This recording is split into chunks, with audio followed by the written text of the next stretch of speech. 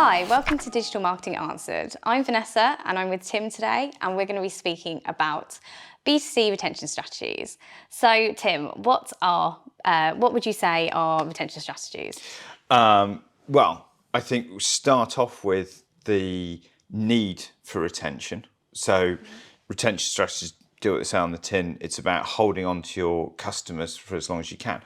But the real importance and why we're talking about it today is about developing lifetime customer value. So what we find is that with the increasing competition online and between offline stores, online stores, it gets increasingly expensive to be able to recruit and acquire new customers. Therefore, in order to maximize your profits, what you need to do is you really need to think about what is the lifetime customer value that I can extract from that new client. Yeah, no, that makes sense. And what would you say are the main differences between B2B and B2C? The main difference between B2B and B2C, I think, depends very much on the purchase life cycle and the cost of the product. So what I mean by that is purchase life cycle. If you go to the store and you buy shampoo, you probably buy shampoo every month. But if you go and buy a new marketing platform, you probably do that every 3 years.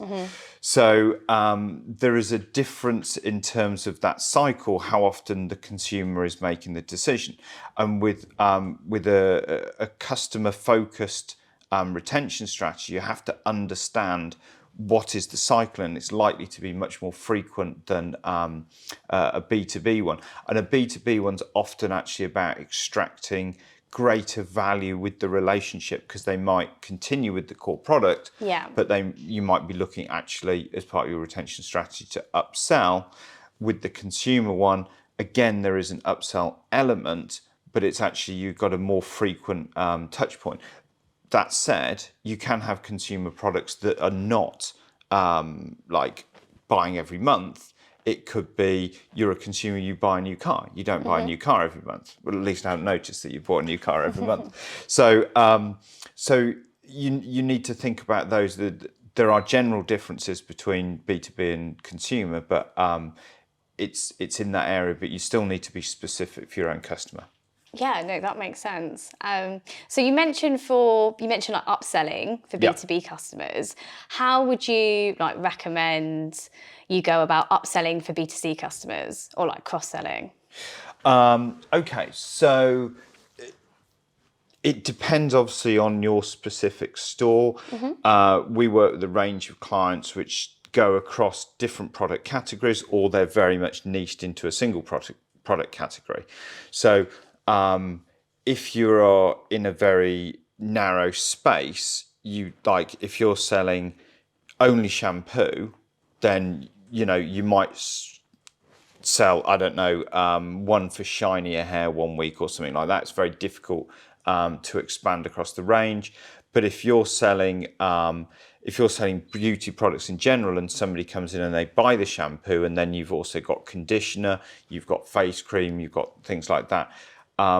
What you want to do, I think, when we're talking about these strategies is identify the need for the customer. So don't just assume that because somebody buys product X, you should always try and sell them product Y as well.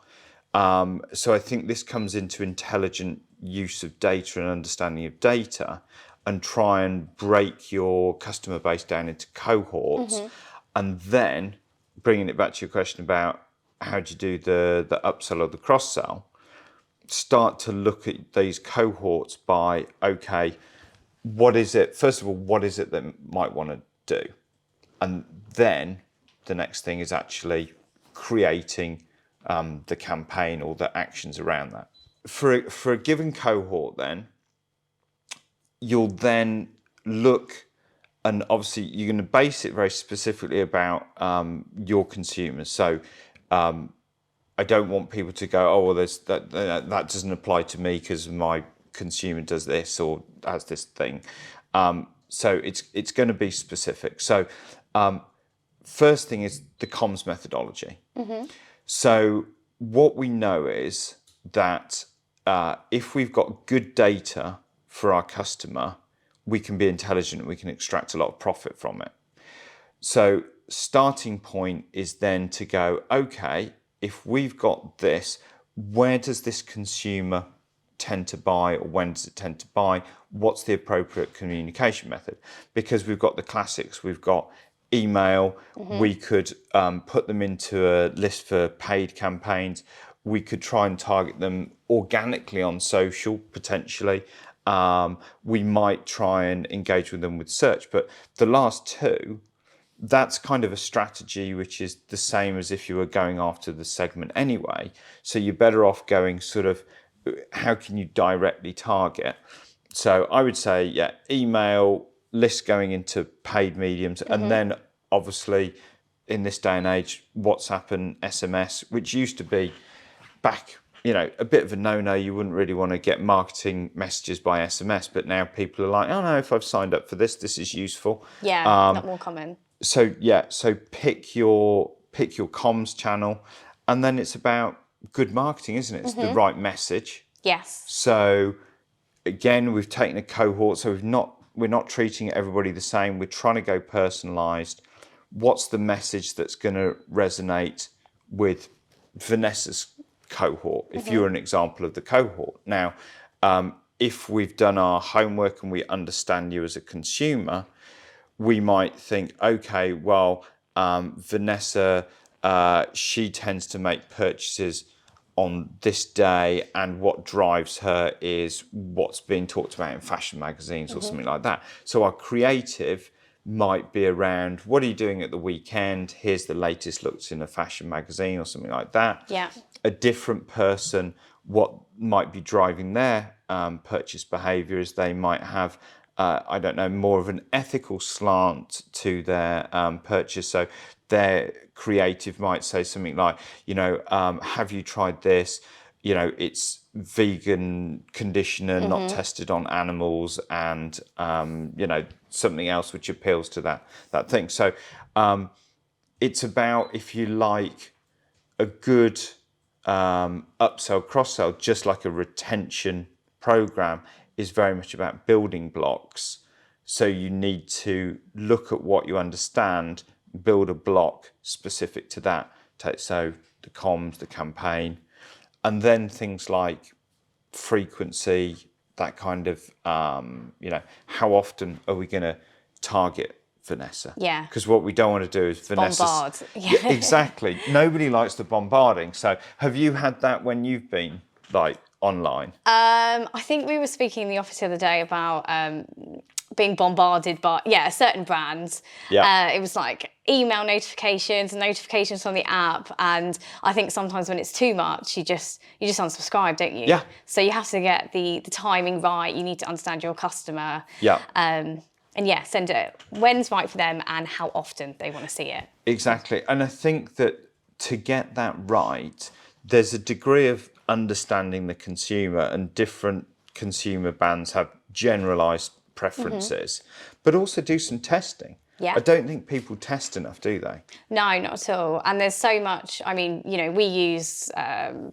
a HubSpot partner, so we use HubSpot and different CRMs, but there's a lot of A/B testing that we can do in there. Yeah. Also, like the AI tools within workflows, like we can test different times to send emails, how frequent to send, how often we should send emails, and all of that. So it's just testing different theories that you have and seeing what works for your customer base. Exactly. Yeah. And so you touched on workflows there and automation. And I think actually where we are now in the marketing world, that's the bedrock of your retention strategy. Definitely, yeah. Because to do it well, you need to personalise. And to personalise at scale, you don't have enough people, frankly, to be doing 20 different campaign variations every time. So you've got to use technology to do it. definitely. And the thing is, most people, a lot of people are using automation. You don't want to be, the company that's doing everything manually. It's just less efficient. And you could be doing so much more. So in terms of what you do with your work on, should we say, building these retention automation flows and campaigns, what is kind of some of the standard ones? So there's a few standard ones that we build for clients. Obviously, we tailor it for the client, what they sell, their industry. So post-purchase campaigns, that's something that we would recommend setting up as soon as possible. What this does is, as soon as a contact makes a purchase, you're then letting them know when that product's coming, and also educating that customer on the product, like how they can use it, if they're happy with the product. And then, after a certain amount of time, we can look at getting reviews. So that first purchase, how important is it that that's a good customer experience? I think it's very important, because I think your communication with the customer, that sets, how they feel about you, how they see the brand, what differentiates you from your competitors. So it is very, very important, that first interaction. That's good. And you actually mentioned in there the use of how to set up your product or how to use your product. So would you recommend maybe using videos at that point? Definitely. Videos are very, we recommend these for our clients all the time. Very, very powerful tool. And a lot of people, they prefer to watch a video than, read a set of instructions. It's a lot easier, isn't it? So definitely use video in your emails, how-tos, answering popular questions that you see from customers.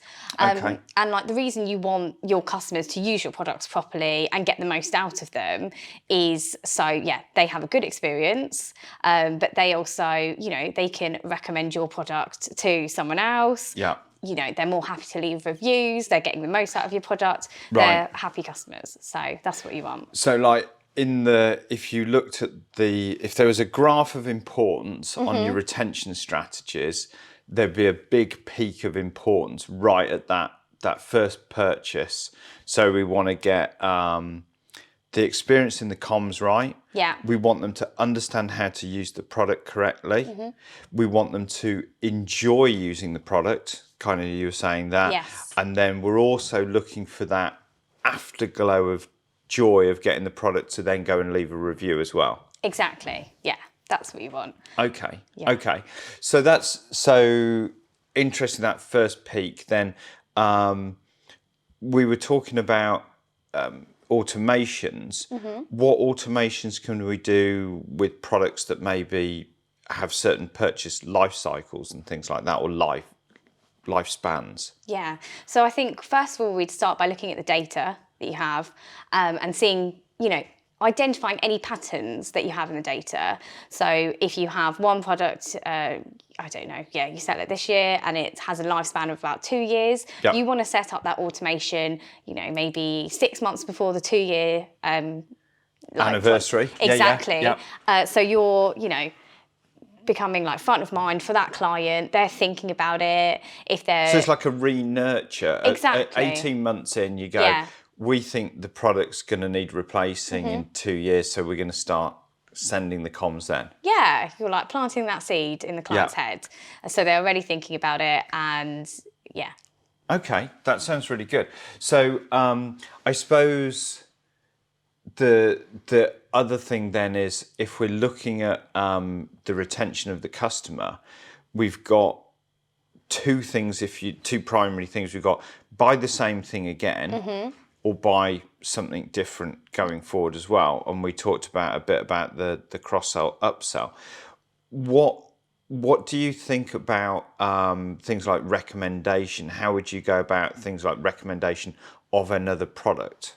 So I think, depending on what type of business you are and what products you have, you could almost group products that you have. So you could have like a more, so if you, I don't know, if you sold skincare, for example, you could have a cheaper skincare, maybe for like oily skin, then a more expensive skincare for oily skin, and then you could have like dry skin, like a cheaper version and a more expensive version. Okay. If you have a customer, they've started off with the cheaper version, you could look at and, you know, promote the benefits of the more expensive version, like up and, you know, when you think they're about to run out.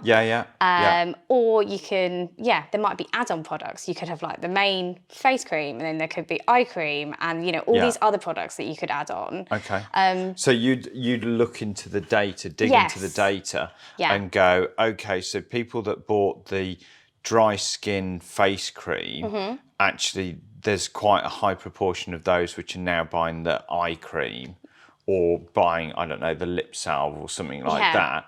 And then how would you build a campaign around that then?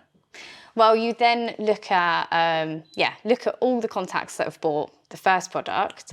And then you can slowly like drip feed, almost like a nurture flow of the benefits of the other products. Often you see people, they buy both products. You can share reviews, you can share case studies, videos, just to persuade them to buy, you know, an extra product. Another thing which we haven't spoken about yet is you know, you can create loyalty schemes for customers. So, you know, you could have a point scheme. You can almost build like a community as well. Well, let's dig it on the points. On the point scheme, right? If you're a consumer brand and say you've got a Shopify store, an e-commerce store hasn't got the money to set up the next Tesco Club card, how would an e-commerce site, say running Shopify, go about actually having a loyalty scheme though? There are add-on apps that you can integrate with Shopify, you could integrate with HubSpot to build those loyalty schemes. So, you know, you'd have to look to see. So you don't have to reinvent the wheel, you're basically plugging it in. Yeah, you plug it in, you'd plan out, you know, how it would work as a business, and then you can set that up in the software. So it could be, I don't know, if they reach a certain amount of points, they can get offers, they can get, you know, samples of products and all of that. It just depends on how you want to set that up. Okay, so that's good. And then, so the loyalty scheme is one thing, but also the building community. Yes. Right. So there's been a lot of talk about the power of community, and I know there's a lot of drivers with about getting more first-party data, not just your customer data. But tell the people watching and listening a bit more about that community build. What do you mean by that? So building a community is basically you want to build brand advocates. So they're going to recommend your products. They're going to be speaking about your products. That could be over social media, on reviews, Facebook groups. Like you can have community social groups, and it's just to encourage more customers to get more customers, but also to get your customers to be buying more, to be using more, to be... In terms of the building of the community, so if we're doing this community building, my understanding is that you need, there's different mechanics to do it, but you need good content, would you say? Yes, definitely. So like what we're looking at now in terms of a retention strategy is we're moving... You know, we've got the automation going on, we've got the segmentation, you talked about that, and we talked about different cohorts and things like that. But now what we want to do for our retention is we want to say what additional value we can give to our consumers other than our products. So kind of spend time creating content around interest areas, not simply products. Is that right? Yes, I would say that's right. Okay. And then if I'm going to spend that time and effort creating, say, I don't know, videos on subject matter X, which is, I don't know, what daily facial routines, we've used cosmetics quite a lot. How else can I get it out there and maximise the value for that rather than just having it on my website? Yeah, so having it on your website is a good start. But you can use different channels. So we could look at, pushing out email campaigns to customers that, high value customers. Yeah. We can also look at promoting community on your social media pages. We can even look at influencers and creating like social groups for, people to join, people to promote your product, different hashtags, all of that really. Yeah, just to get the word out there and kind of build that value. Okay, so kind of bringing it together then for the consumer, when it comes to retention, what we're looking at is the making sure that the early customer experience, the first customer experience, if you like, is brilliant. So invest a lot of time and effort and thought into that. Then look at things like what they should be buying from us over a period of time. Yes, yeah. Then look at breaking it down into groupings and trying to identify and personalise the comms so that we're picking the right products for the right people, but then looking at what we can then sell them something else. Yeah. So that, if they're only buying this once every 6 months, we want to try and sell them something else in between those times. Okay. Okay, and then the community part of that is then engaging with them and kind of building what Seth Godin would call a tribe kind of thing around your product. Yeah, exactly. And it's almost, I think for some brands, it can be, they can push like a lifestyle, can't they? Yeah. So it becomes a part of that customer's lifestyle. Right. So if it's like, I don't know, fitness brand, then they think about, how they work out and what sort of classes they go to and, what they're wearing. And it's all, people speak Part about of their fitness life. as well. But it's actually a fitness clothing brand. So it's not actually about, you're giving them I don't know, menus for smoothies to make a smoothie, but you're selling them clothes. Yeah, exactly. Yeah, so it all kind of ties in together. Okay. Yeah, that's really interesting. So you need to take this real complete approach to your consumer and not just push them offers. Because interesting, we've not spoken about offers the whole time. I know, yeah, I was thinking that because that's almost like the easy way, isn't it, to push your products. Yeah. If you have offers, you could do, But I think it's a bit of a lazy way. My sense is that offers is when you've got nothing else in your marketing toolbox. Oh well, we'll just sling an offer out. Yeah. And I think it's quite dangerous. I think so, because if you send too many offers out, your customers become they rely on getting offers, and also you need to think, does it devalue your products? Yeah. Because if you're offering 10%, 20% all the time, you're not seeing that as the value. Exactly. Yeah. Yeah. And I have a thing about attracting consumers only through big discounting and price offers, because I think you get the wrong type of consumer in the first place, the one that is just too price sensitive and you don't build very good value off.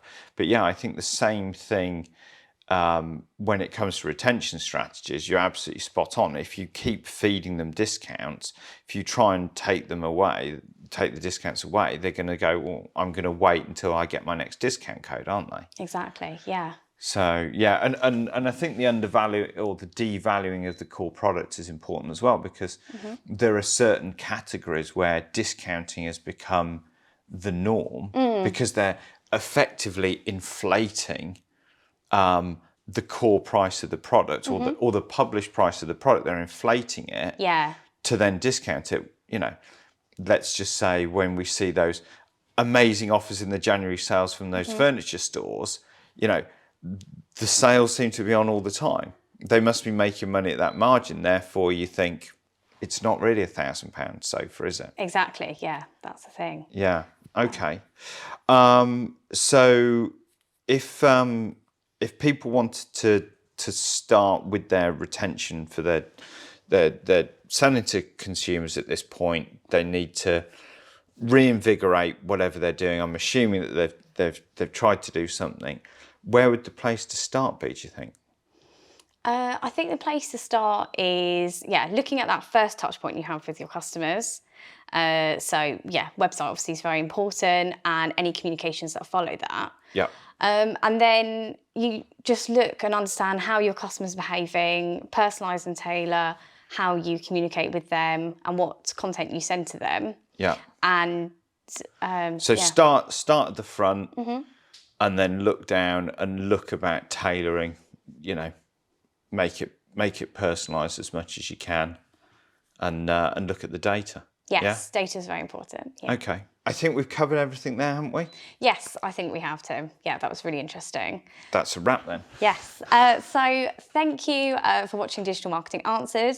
Please remember to like, subscribe and comment below if you do have any questions. And if you aren't listening to this on a podcast, please download this podcast. So thank you again for watching. Thanks.